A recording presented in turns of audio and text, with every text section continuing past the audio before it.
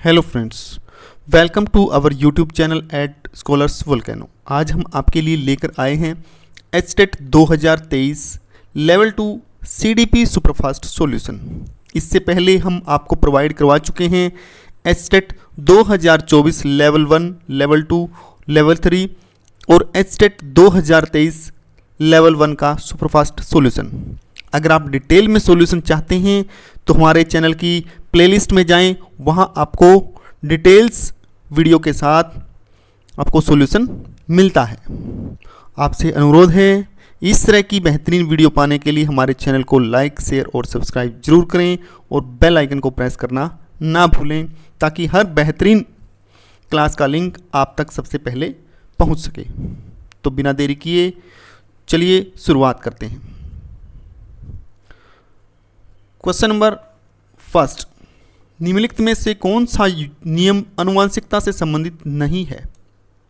समानता का नियम, भिन्नता का नियम, प्रतिगमन का नियम, प्रगति का नियम। Which of the following law is not related to heredity? Law of similarity, law of variation, law of regression और law of progression. Right answer for this question is option 4, प्रगति का नियम यानी law of progression. Question number 2, निम्नलिखित में से कौन सा बुद्धि का एक क्रियात्मक परीक्षण नहीं है? परफॉर्मेंस टेस्ट ऑफ इंटेलिजेंस नहीं है।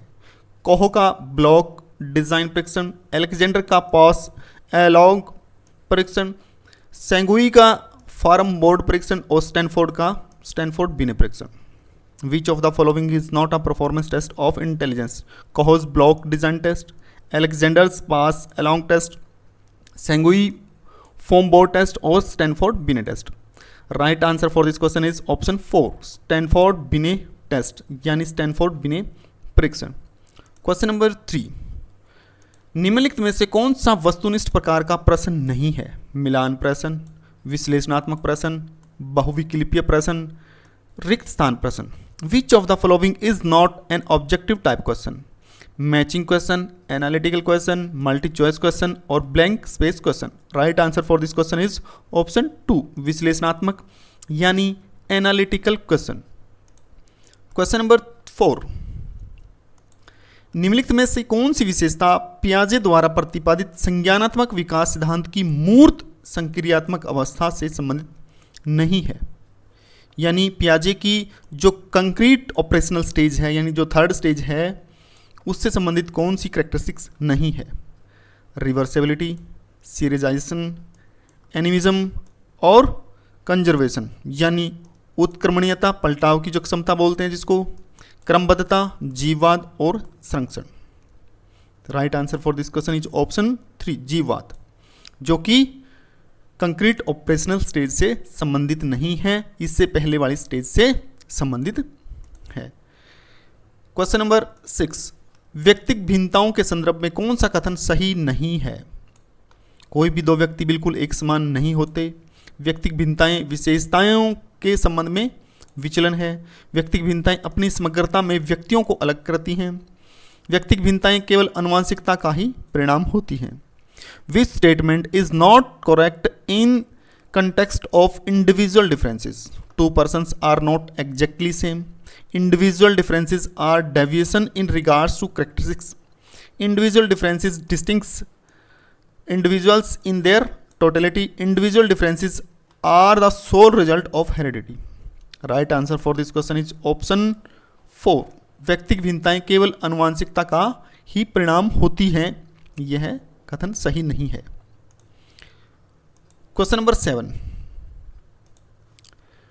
जब एक बच्चे द्वारा सीखा जाने वाला पाठ लंबा और कठिन हो और उसमें समझ की आवश्यकता भी अधिक हो तो सीखने की कौन सी विधि उपयुक्त होगी? When the lesson to be learned by a child is long and difficult and require a lot of understanding, then which method of learning will be appropriate? यानी पाठ लंबा भी है, कठिन भी है और उसको समझने के लिए उसको अधिक प्रयास भी करने की जरूरत है, तो कौन सा मेथड सही होगा? विराम विधि, पूर्ण विधि, अविराम विधि और प्रासंगिक विधि यानी स्पेस्ड मेथड, होल मेथड, मास मेथड और इंसिडेंटल मेथड। तो right answer for this question is option 1 विराम विधि यानी स्पेस्ड मेथड। क्वेश्चन नंबर 8, अधिगम निर्योग्य बच्चों के लिए कौन सा शिक्षण सूत्र लाभप्रद नहीं होगा? Which teaching maximum is not beneficial for learning disabled children? सरल से जटिल, अमूर्त से मूर्त, प्रत्यक्ष से अप्रत्यक्ष, ज्ञात से अज्ञात, simple to complex, abstract to concrete, direct to indirect, known to unknown. Right answer for this question is option 2 अमूर्त से मूर्त, abstract to concrete. Question number 9, निम्नलिखित में से कौन सा विकास का एक सिद्धांत नहीं है? विकास आनुवंशिकता एवं पर्यावरण का उत्पाद है। विकासात्मक प्रतिमान पूर्वानुमेय होता है। विकास रेखीय पथ का अनुसरण करता है। विकास सामान्य से विशिष्ट की ओर बढ़ता है। Which of the following is not a principle of development? Development is the product of heredity and environment. Developmental pattern is predictable. Development follow linear path. Development proceeds from general to specific. Right answer for this question is option 3 विकास रैखिक पथ का अनुसरण करता है। Development follow linear path, it is not right. Question number 10, किस मनोवैज्ञानिक के अनुसार बच्चों के संज्ञानात्मक विकास में सामाजिक एवं सांस्कृतिक कारकों की भूमिका महत्वपूर्ण होती है? According to which psychologist the role of social and cultural factors are important in the cognitive development of children? Vygotsky, Piaget, Brunner and Hull. Right answer for this question is option first Vygotsky.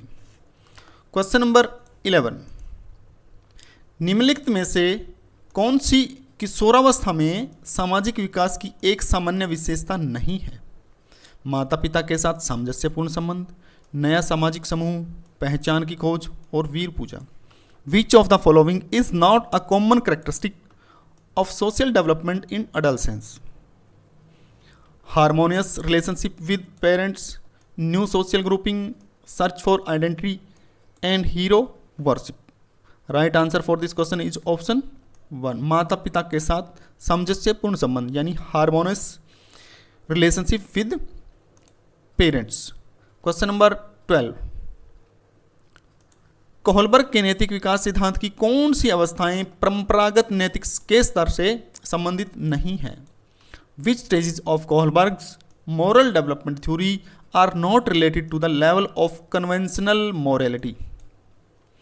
व्यक्तिवाद एवं विनियम, अच्छे अंतर्व्यक्तिक संबंध, सामाजिक व्यवस्था बनाए रखना, सामाजिक अनुबंधन और व्यक्तिगत अधिकार। Individualism and exchange, good interpersonal relation, maintaining the social order and social contacts and individual rights. Right answer for this question is option 3 A and D. A यानी व्यक्तिवाद एवं विनियम और डी सामाजिक अनुबंधन और व्यक्तिगत अधिकार। क्वेश्चन नंबर 13, अवधान एवं चिंतन जैसी मानसिक प्रक्रियाओं के द्वारा सीखना कहलाता है? अनुकरणात्मक सीखना, गामक सीखना, संज्ञानात्मक सीखना और भावात्मक सीखना। Learning through mental processes like attention and reflection is called imitative learning, motor learning, cognitive learning और affective learning. Right answer for this question is option 3 संज्ञानात्मक सीखना यानी कॉग्निटिव लर्निंग। क्वेश्चन नंबर 14, सामाजिक अधिगम के संदर्भ में कौन सा शिक्षण अधिगम रणनीति या कौन सी शिक्षण अधिगम रणनीति विद्यार्थियों के लिए सर्वाधिक उपयोगी है? क्षेत्र भ्रमण, भाषण, प्रयोग, मस्तिष्क उद्वेलन। Which teaching learning strategy is most useful for students in context of social learning? Field trip, lecture, experiment और brainstorming. Right answer for this question is option first क्षेत्र भ्रमण यानी field trip. Question number 15, Pavlov के अनुबंधन सिद्धांत में स्वाभाविक एवं कृत्रिम उद्दीपकों के मध्य अनुबंधन को कौन सा कारक धनात्मक रूप से प्रभावित नहीं करता है? उद्दीपकों के प्रस्तुतिकरण का उपयुक्त समय, उद्दीपकों की पुनरावृत्ति, नियंत्रित वातावरण, प्रेरक की कमी। In Pavlov's conditioning theory, which factor does not positively affect conditioning between natural and artificial stimuli? Appropriate timing of stimuli presentation, repetition of stimuli, controlled environment, or lack of motive. Right answer for this question is option 4, प्रेरक की कमी, lack of motive. Question number 16, निम्नलिखित में से कौन सा कारक शिक्षण अधिगम प्रक्रिया को प्रभावित नहीं करता है? शिक्षक का शारीरिक रूप, शिक्षक का मानसिक स्वास्थ्य, शिक्षक का विषय वस्तु ज्ञान और शिक्षक का संप्रेषण कौशल. Which of the following factor does not affect the teaching learning process? Physical appearance of teacher, mental health of teacher, content knowledge of teacher, communication skills of teacher. Right answer for this question is option first, शिक्षक का शारीरिक रूप यानी physical appearance of a teacher. Question number 17, निम्नलिखित में से कौन सा कारक पर्यावरणीय कारकों के अंतर्गत बच्चों के विकास को प्रभावित नहीं करता? पोषण, गर्भावस्था के दौरान मां का मानसिक तनाव, दुर्घटनाएं, अंतःस्रावी ग्रंथियां. Which of the following factor does not influence the development of child under the environmental factors? Nutrition, mental stress of mother during pregnancy, accidents, endocrine glands. Right answer for this question is option 4, अंतःस्रावी ग्रंथियां यानी endocrine glands. Question number 18, उपयोग का नियम एवं अनुपयोग का नियम Thorndike के अधिगम सिद्धांत के अनुसार किस सीखने के नियम से संबंधित है? तत्परता का नियम, अभ्यास का नियम, प्रभाव का नियम, बहु प्रतिक्रिया का नियम. Law of use and law of disuse is related with which law of learning according to Thorndike's learning theory? Law of readiness, law of exercise, law of effect, or law of multiple responses? Right answer for this question is option 2, law of exercise यानी अभ्यास का नियम. Question number 19, निम्नलिखित में से कौन सा युगम अभिप्रेरणा के सिद्धांतों एवं उनके प्रतिपादकों के संबंध में सही नहीं है? Which of the following pair is not correct regarding motivational theories and their proponents? ये अभिप्रेरणात्मक सिद्धांत दिए हैं, ये उनके प्रतिपादक दिए हुए हैं. तो मूल प्रवृत्ति सिद्धांत एटकिंसन, आवश्यकता पदानुक्रम सिद्धांत मैस्लो, प्रणोद सिद्धांत वुडवर्थ और उपलब्धि अभिप्रेरणा सिद्धांत मैक्लीलैंड. तो right answer for this question is option 1, मूल प्रवृत्ति सिद्धांत, इंस्टिंक्ट थ्योरी, जो कि मैकडूगल के द्वारा दी गई थी, ना कि एटकिंसन के द्वारा दी गई थी. जो नीड हायरार्किकल थ्योरी है वो मैस्लो के द्वारा दी गई थी, और जो ड्राइव थ्योरी है वो वुडवर्थ से रिलेटेड है, और जो अचीवमेंट मोटिवेशन थ्योरी है वो मैक्लीलैंड से रिलेटेड है. क्वेश्चन नंबर 20, समावेशी शिक्षा से तात्पर्य है सामाजिक रूप से वंचित बच्चों के लिए शिक्षा, दिव्यांग बच्चों के लिए शिक्षा, सामान्य एवं दिव्यांग बच्चों के लिए शिक्षा, सभी बच्चों के लिए शिक्षा.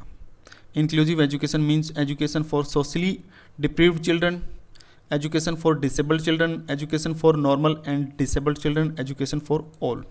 Right answer for this question is option 4, सभी बच्चों के लिए शिक्षा, education for all children. Question number 21, निम्नलिखित में से कौन सा प्रभावी अधिगम का एक सिद्धांत नहीं है? अभिप्रेरणा, व्यक्तिक पहुंच, निष्क्रिय उपस्थिति, प्रतिपुष्टि. Which of the following is not a principle of effective learning? Motivation, individual approach, passive attendance और feedback. Right answer for this question is निष्क्रिय उपस्थिति और पैसिव अटेंडेंस. क्वेश्चन नंबर 22, गेने के अनुसार एक शिक्षक द्वारा विद्यार्थियों को किस उच्चतम स्तर के अधिगम तक लाने के लिए ले जाने का प्रयास करना चाहिए? गहने के अनुसार एक शिक्षक द्वारा विद्यार्थी को किस उच्चतम स्तर के अधिगम तक ले जाने का प्रयास करना चाहिए? तो इसमें संप्रत्य अधिगम, समस्या समाधान अधिगम, नियम अधिगम और विभेदन अधिगम. अकॉर्डिंग टू गेने, to what highest level of learning should a teacher strive to take students? Concept learning, problem solving learning, rule learning or discrimination learning? The right answer for this question is option 2, समस्या समाधान अधिगम यानी problem solving learning. गेने की जो सुपानी की है उसने 8 उसके जो स्टेप बताए हैं स्टार वाइज, तो उनमें सबसे ऊपर प्रॉब्लम सॉल्विंग लर्निंग आता है। क्वेश्चन नंबर 23, स्टर्नबर्ग के त्रितंत्रीय सिद्धांत में बुद्धि के किन 3 पहलुओं पर बल दिया गया है? Which 3 aspects of intelligence are emphasized in the triarchic theory of Sternberg? घटकीय, अनुभवजन्य, संक्रियात्मक और संदर्भात्मक, यानी कॉम्पोनेंशियल, एक्सपीरियंशियल, ऑपरेशनल और कॉन्टेक्चुअल। तो जो स्टर्नबर्ग का त्रितंत्रीय सिद्धांत है उसमें घटकीय, अनुभवजन्य और संदर्भात्मक तीनों का जिक्र किया है, लेकिन जो संक्रियात्मक है वो पियाजे से संबंधित है। तो इस क्वेश्चन का जो राइट आंसर है वो है option 3A, B and D। Question number 24, धीमी गति के अधिगमकर्ताओं के लिए कौन सी शैक्षिक हस्तक्षेप उपयुक्त नहीं है? यानी जो धीमी गति के अधिगम करता है उनके लिए कौन सा शैक्षिक हस्तक्षेप उपयुक्त नहीं है? Which educational intervention is not suitable for slow learners? त्वरण, उपचारात्मक शिक्षण, अभ्यास कार्य और सहकारी शिक्षण विधि, acceleration, remedial teaching, drill work और cooperative teaching method. Right answer for this question is option first, त्वरण यानी एक्सीलरेशन, जो कि फास्ट यानी तेज गति से सीखने वाले अधिगम करता है उनके लिए उपयुक्त मानी जाती है। क्वेश्चन नंबर 25, किशोरावस्था में स्वीकृति सामाजिक व्यवहार प्रतिमान के लिए सही कूट का चयन कीजिए। Choose the correct code for the approved social behaviour pattern in adolescence. Option हैं नेतृत्व कुशलता, प्रानुभूति, अहम केंद्रिता और रूढ़िवादिता, यानी लीडरशिप स्किल्स, एम्पथी, इकोसेंट्रिज्म और stereotyping. Right answer for this question is option first A and B, यानी लीडरशिप और जो है प्रानुभूति यानी एम्पथी है वो इस क्वेश्चन के सही आंसर। क्वेश्चन नंबर 26, सतत एवं व्यापक मूल्यांकन का सही अर्थ है? The true meaning of continuous and comprehensive evaluation is लगातार परीक्षाएं लेना, उपयुक्त अंतराल के बाद निरंतर परीक्षाएं लेना, शैक्षिक एवं शैक्षिक दोनों पक्षों का मूल्यांकन करना, केवल शैक्षिक उपलब्धि मापना, taking frequent test, taking continuous test at appropriate intervals to evaluate scholastic and co scholastic both aspects, measuring only educational achievements. Right answer for this question is option 2 B and C, यानी उपयुक्त अंतराल के बाद निरंतर परीक्षा लेना और शैक्षिक व सह शैक्षिक दोनों पक्षों का मूल्यांकन करना इसमें शामिल है। क्वेश्चन नंबर 27, वह शिक्षा जो करके सीखने को बढ़ावा देती है और सीखने के लिए विद्यार्थियों की उनके वातावरण के साथ अंतःक्रिया सुनिश्चित करती है वह कहलाती है? The education which promotes learning by doing and ensure the students interaction with their environment to learn, that is known as special education, progressive education, integrated education और इंक्लूसिव एजुकेशन। विशिष्ट शिक्षा, प्रगतिशील शिक्षा, एकीकृत शिक्षा और समावेशी शिक्षा। Right answer of this question is option 2 प्रगतिशील शिक्षा यानी प्रोग्रेसिव एजुकेशन। क्वेश्चन नंबर 28, दृष्टिबाधित विद्यार्थियों के लिए कौन सी शिक्षण सहायक सामग्री उपयोगी नहीं होगी? ब्रेल सामग्री, बोलती किताबें, फिल्म स्ट्रिप्स और उभरे हुए मानचित्र। Which teaching support material is not useful for visually impaired students? Braille materials, talking books, film strips और embossed map. Right answer for this question is film strips. Option 3 is right. Question number 29, अधिगम को प्रभावित करने वाले निम्नलिखित कारकों के सही कूट का चयन कीजिए। Choose the correct code of the following factors which affects learning. अभिप्रेरणा, अभिक्षमता, अभिरुचि और अवधान, मोटिवेशन, एप्टीट्यूड, इंटरेस्ट और attention. Right answer for this question is all of the above, A, B, C and D। Option 4 is right answer. Question number 30, एक अधिगम कठिनाई जो बच्चे के लिए वर्णों और शब्दों में अंतर करने में समस्या उत्पन्न करती है कहलाती है? A learning difficulty that creates problem for a child to distinguish letters and words. Letters और वर्ड्स जो है यानी जो वर्ण और शब्द हैं वो किससे संबंधित हैं, वो लैंग्वेज से संबंधित हैं। और लैंग्वेज से संबंधित इसमें जो ऑप्शन है वो लेक्सिया है। लेक्सिया मीन्स लैंग्वेज, एल से स्टार्ट लैंग्वेज, एल से लेक्सिया। तो इसका सही आंसर है जो है वो ऑप्शन 2 है। अगर बात आती है लिखने संबंधी, लिखने मीन्स ग्राफ बनाना, लिखना, ठीक है, तो वो ग्राफिया यानी जी से उसको लिखने संबंधी जो है। और जब कैलकुलेशन की बात आती है तो उसको कैलकुलिया मीन्स कैलकुलेटर से डिनोट कर सकते हैं, सी से कैलकुलेशन से डिनोट कर सकते हैं, मैथ से रिलेटेड है। तो ये थी हमारी आज की क्लास। आशा है कि आपको क्लास पसंद आई होगी और हम उम्मीद करते हैं कि आपने हमारे चैनल को लाइक, शेयर और सब्सक्राइब कर लिया होगा। इस तरह की बेहतरीन वीडियो से जुड़े रहने के लिए आप सबका धन्यवाद।